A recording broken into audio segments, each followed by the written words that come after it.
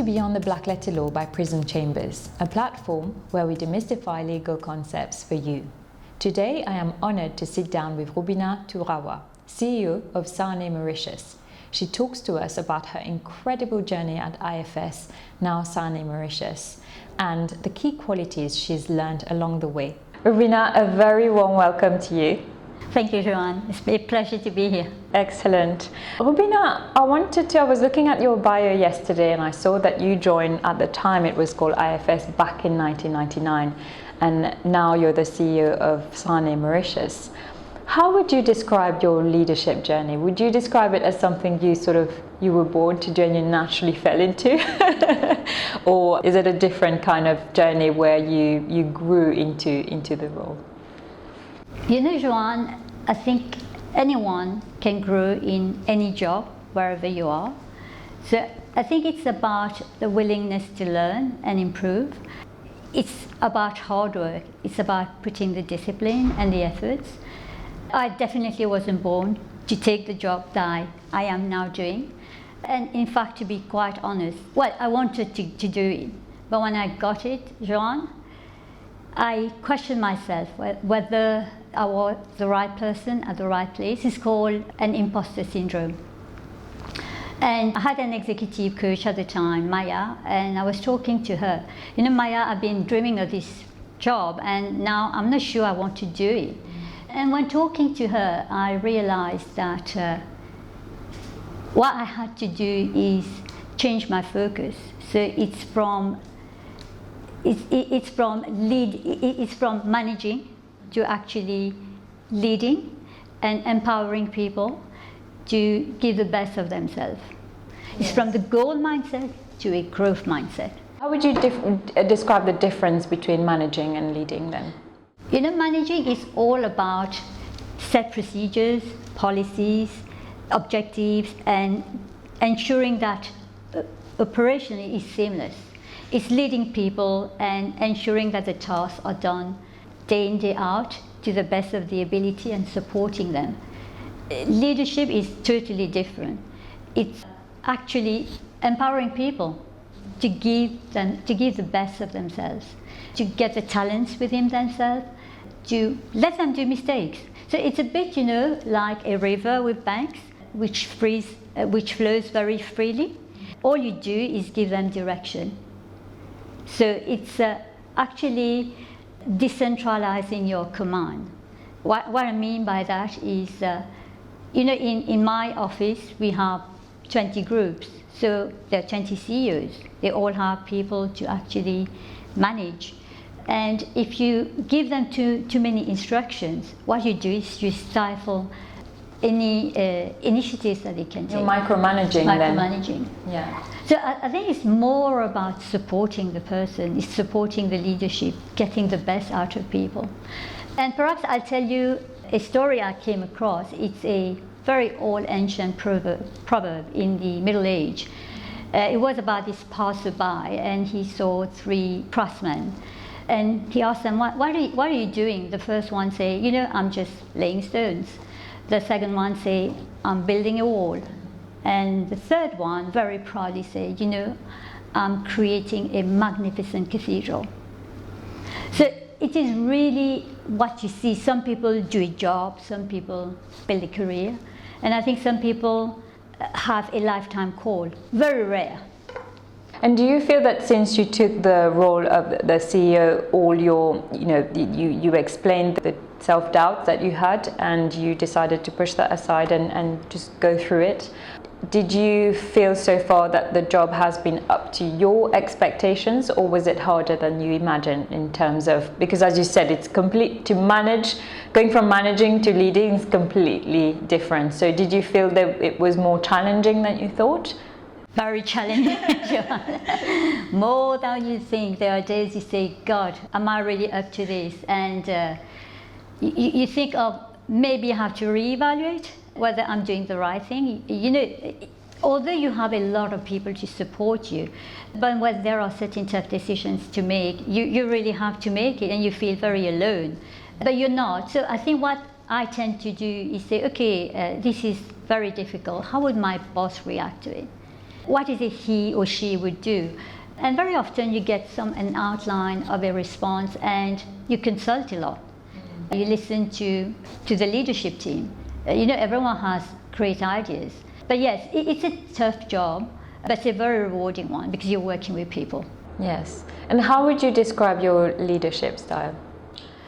Well, I would like to think that I embrace empowerment, that I don't lead with authority. I groom talents, that I let people be, but that I'm there to give them support, to drive the energy, and to let them rise. So really, it's from climbing the ladder, which I was doing, to now thinking, how can I build ladders for them to actually climb? I think this is a big shift that I continuously keep thinking of. So very often, I was in operations. I was problem solving all the time. Temptation is great. When a client call you, you feel like saying, okay, yeah, let me give a solution. Yeah, but this is the wrong way of being a leader, because there's so many talents around you, and you don't know it all, absolutely. And and when you tap into this pool of talents, you're just amazed. And that's the reason why I keep going, because I know there are wonderful people around me, and together we'll be able to collaborate and find a solution. Talking about people, one of the things that, and I think your industry is right in the middle of it, obviously not the only one, we've seen that in the banking sector and other sectors as well, is that we've been experiencing in Mauritius the Great Resignation. One, have you experienced it? Two, why do you think that is? And three, how can we solve it if there is a solution? The Great Resignation started in the US. 41 million people resigned. I don't think it's going to happen again. There won't be a second wave, but there's going to be ripple effects. So I think there's still a lot of people sitting there and watching how the employer is going to react. So I think Mauritius is no exception, and we are in 22 jurisdictions. Whenever I talk to my counterparts, it's the same story, even in China, even in India. And it's not only in our sector, it's across board. And the reason being, COVID has made us really think, do I like my job? Is that something I want to do? How about my kids? I hardly ever see them. But in COVID, I saw them. And it's so pleasurable. And you realize, I don't need to kill myself. What for? Or I want to be my own boss.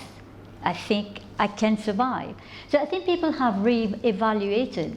And also I think a number of mothers have said, I can do it. I can look after my kids. As you said earlier when we were talking formally, I can always come back. And why sacrifice that? So I think in Mauritius what also happened is people lost 2 years of education. So I think the number of graduates or people moving up is not there. And I think the other thing is, if you studied in Mauritius, being in Mauritius all the time, and all these opportunities globally, because of the Great Resignation globally, I can't blame one of my colleagues going for the opportunity. And once you go, very unlikely you come back. I have come back, but it's after 10 years in the UK. And I think it's likewise for you. So I think there is a composite number of factors that's driving the Great Resignation. And I think the answer is there are a number of solutions long term. In our profession, a lot of the work can be routine. A part of it is you have to think a lot. And the routine work has to be automated. AI. Okay. AI means lots of investment. But it will happen. But in the meantime, I think what you have to do is just let people be. So the younger generation, give them fast-track training and let them dive. And I'm pretty sure they're going to do that. And maybe I'll just touch on Gen Z. Gen Z is not like I am. I'm baby boomer, I think. You know my age now. But they are different. They think very freely. They are not in a box. And they can do multitasking. They listen to music and they get great results. And we've seen them in the office. Fantastic disposition, great ideas. And they want to shake the world. They want to shake us, and we have to give them these opportunities. But obviously, we live in a very serious environment. You know, you can't afford to make mistakes. So I think you have checks and balances. We are going to go through hardship. We are going through hardship. Another 2 years is going to be hardship. But we can't sit on our laurels. We just have to reinvent ourselves, maybe reorganize how we work, re-engineer, and give people opportunities. And do you think that as you were going through the pandemic, that it had, you know, one of the reasons why the Great Resignation is happening in the US and Europe as well, is the effect the pandemic had on mental health as well. Do you think that in Mauritius that aspect as well was, you know, not just physical health in terms of, you know, COVID makes it very real that I might die from it, but do you think that the mental health aspect as well has had an impact on people thinking twice about, do I actually want to do this career if it's going to affect my health mentally? I think we have a great support system in Mauritius, so maybe not.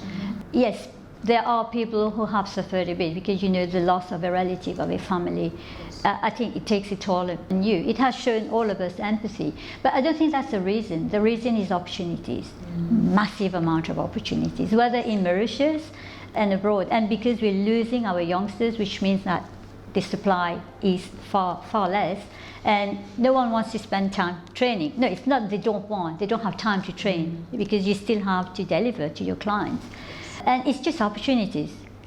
Mental health is fairly new in Mauritius. Yes. I think most companies do talk about it, but I think living in such a beautiful island, listening to birds, having great beautiful mountains and landscape, we're not that impacted. And I think we talk a lot as well as a community, proximity, so maybe not as much mental health that at least I have seen. But yes, it does exist, but that's not the primary reason. Yeah, it's the availability of all these opportunities. Yeah. And do you think this is just, as you said, we just have to go through the hard times. So do you feel this is just something we just have to live through, and hopefully it's a cycle? So, you know, maybe not many will come back, but there will be more of the younger ones who will come up the ladder and you know, and step up. That's my hope, at least. That's absolutely. I think we have to bite the bullet now and live with it and rethink on the way we do work. Very unlikely the young one will come because the opportunities, and you know, even in the financial services sector, it's a lot more complex than it is here. And in large economies, there are just too many opportunities. And then you also settle down, you have your kids. It becomes a bit more difficult. But we also have a problem of an aging population, and we will have to import labor. Yes. We don't have the supply available. Yeah, in 2 years' time we'll have a lot more graduates. They need to be trained, but we absolutely have to open up.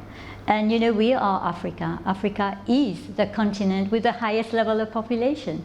India is there, but I think they've got a massive economy. China, too far away, and again, like India, is just leapfrogging into the future. So I think it's really the African continent for us, and you have an increasing, growing middle population. They're going to be the youngest in 2050, I think, if I remember from McKinsey report. Educated, culturally, to some extent, similar, and we really have to open up, and also remote working, so they don't have to be here. We can work from everywhere. So we really have to open the mind, and with IT, with technology, I think all that can happen.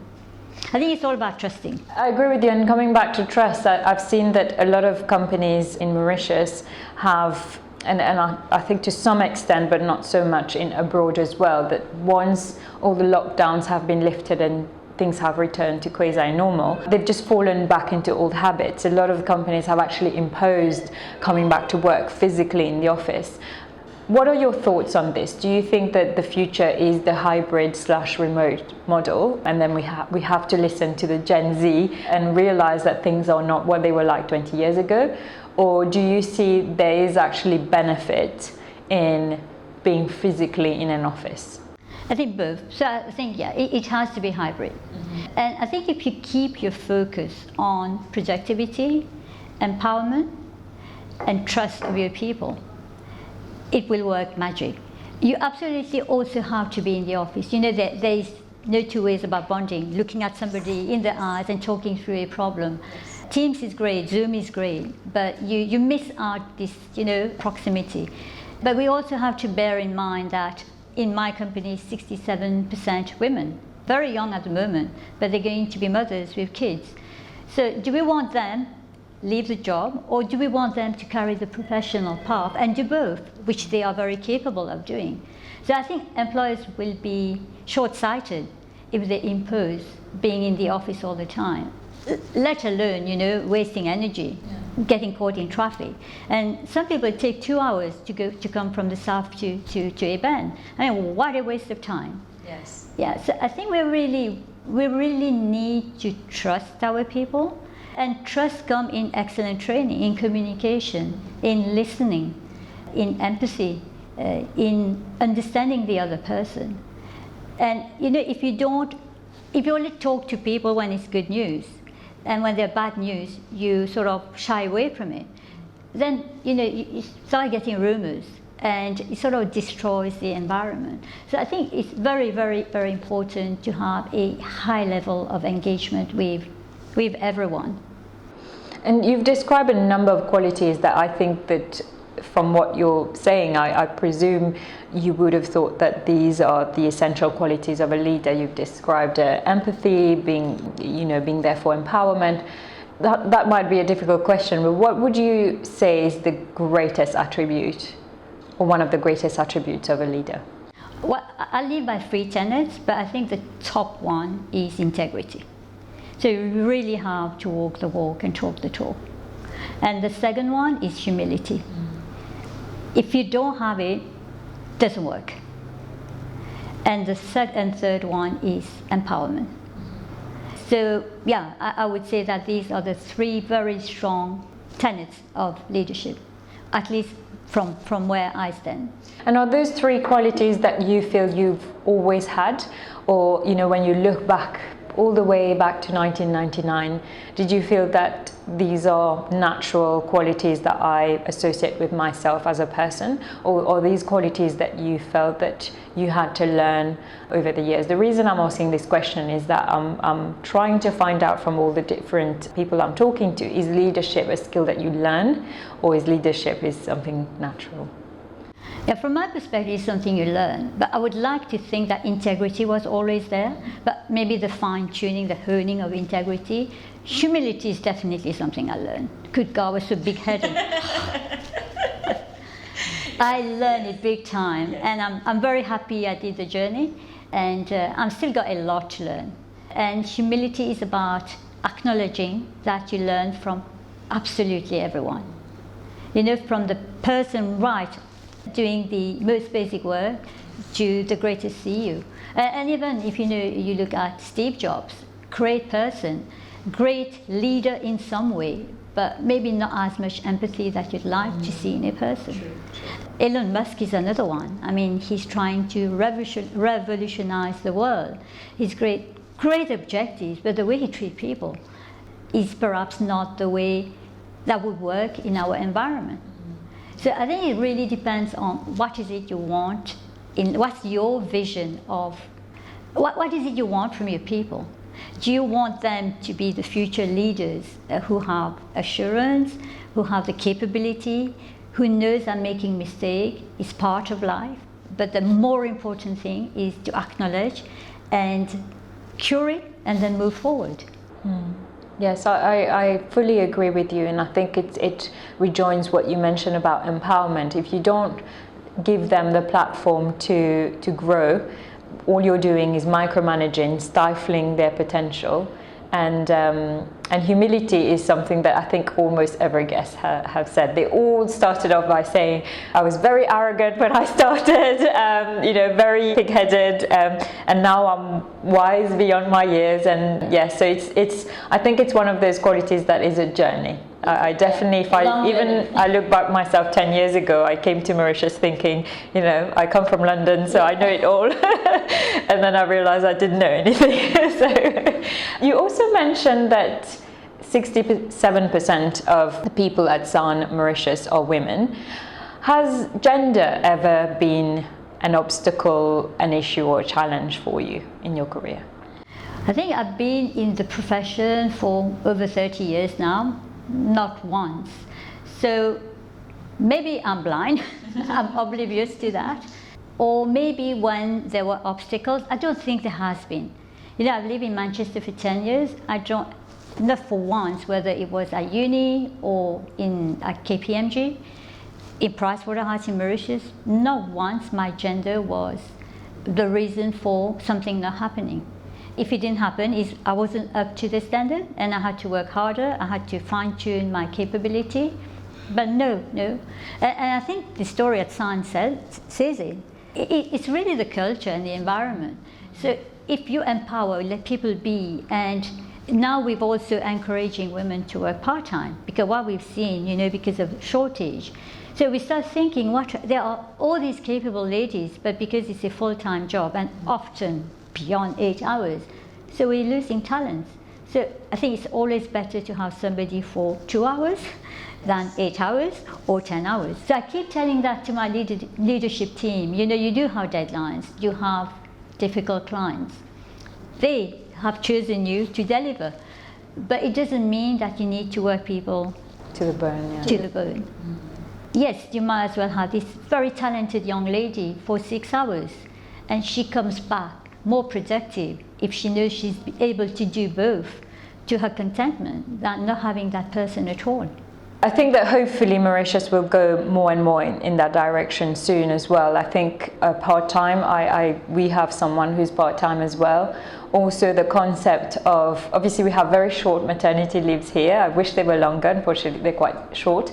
But in the UK and I think in other countries in Europe as well, there's also the concept of maternity cover. So you'd have a contract for a year, which someone is very happy to take a contract for a year because it enables them to, because they have family obligations, it suits them to have a contract for a year, or they might take a contract for a year with the hope of it turning into a permanent employment after. So to have that flexibility, I think, is something that would help women progress. And also we were discussing before we were recording as well, it's also all these self-limiting beliefs as well. I think that I find myself agreeing with you in the sense that I never felt gender was particularly an issue, mostly because I never thought of it, I think, and I never let that be a factor to limit. There might have been other factors, you know, I suffer from imposter like any other self-respecting woman, but I never felt gender was one of them. So I think it's all the conditioning that one tells oneself as well. And I think what you think the environment thinks of you. So are you a good mother? Are you just running after money? And you know, some very hard things that are sometimes thrown at women. And as you grow up, then you say, yeah, so my first priority should be to my home and my children, which is true. Huh? Your first priority is absolutely to your home and your kids. But one doesn't stop the other. Yeah, they're not mutually exclusive. Yeah. It's the organization has to be able to provide that, and very happy that Sanne has facilitated that. Last question for you, Rubina. If you had someone, a young person who's just starting their leadership journey now, what would be the one piece of advice that you could give them in terms of how they can navigate through the challenges ahead? Don't be scared. You know, it's a frightening journey at times because you're on the front line, you're exposed. So I think believe in yourself and also know that you're not alone. You're never alone. There is a large pool of talent within the organization, outside your organization, and it can happen to be your own spouse. And if you made mistakes, learn from it and carry on, I think, and trust people around you and keep an open mind, be curious to learn. I think learning has to be part of the journey. And look for a mentor. Look for people that you respect, evaluate, observe, essentially being very, very curious. But I think if you want to do it, nothing can stop you. It's really wanting to do it. Wonderful. Thank you so much for your words of wisdom. Being curious is something that another guest also said. So I think that hopefully throughout this series, people will see common threads of, all these wonderful words of wisdom. Thank you for your time today, Rubina. Thank you, Joanne. Thank you.